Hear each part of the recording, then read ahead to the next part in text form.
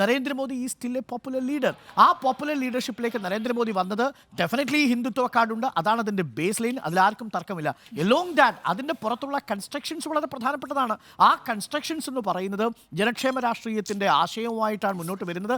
അത് ഇംപ്ലിമെൻറ്റ് ചെയ്തില്ലോ എന്നുള്ളത് രണ്ടാമത്തെ പ്രധാനപ്പെട്ട ഘടകം. പക്ഷേ റാമിനോടൊപ്പം റൊട്ടി കൂടി ചേർത്ത് വെച്ചുകൊണ്ട് മാത്രമാണ് എപ്പോഴും നരേന്ദ്രമോദി ക്യാമ്പയിൻ ചെയ്യാറുള്ളത്. ദാറ്റ് ഈസ് എ സ്ട്രാറ്റജി എന്നാണ് ഞാൻ പറയുന്നത്. അത് ഏതെങ്കിലും തരത്തിൽ നരേന്ദ്രമോദി ഒരു കമ്മ്യൂണൽ ക്യാമ്പയിൻ മാത്രമായിട്ടല്ല. അവിടെയാണ് ഞാൻ പ്രസംഗങ്ങൾ ഡീകോഡ് ചെയ്യുമ്പോൾ ആ പ്രസംഗത്തിൻ്റെ ഒരു ഭാഗത്ത് നരേന്ദ്രമോദി എപ്പോഴും ആസ്പിറേഷൻസ് വിൽക്കുന്ന ഒരാളാണ്, അഥവാ സ്വപ്നങ്ങൾ വിൽക്കുന്ന ഒരു ലീഡറായിട്ട് വരികയും ആ സ്വപ്നങ്ങൾക്കൊപ്പം തന്നെ കമ്മ്യൂണലായ ആംഗിൾ ഉപയോഗിച്ചുകൊണ്ട് കൃത്യമായി അപരനിർമ്മാണം നടത്തുകയും ചെയ്തു. ഇത് രണ്ടും അവിടെ പ്രവർത്തിക്കുന്നുണ്ടെന്നുള്ളതാണ് എൻ്റെ ടേക്ക്.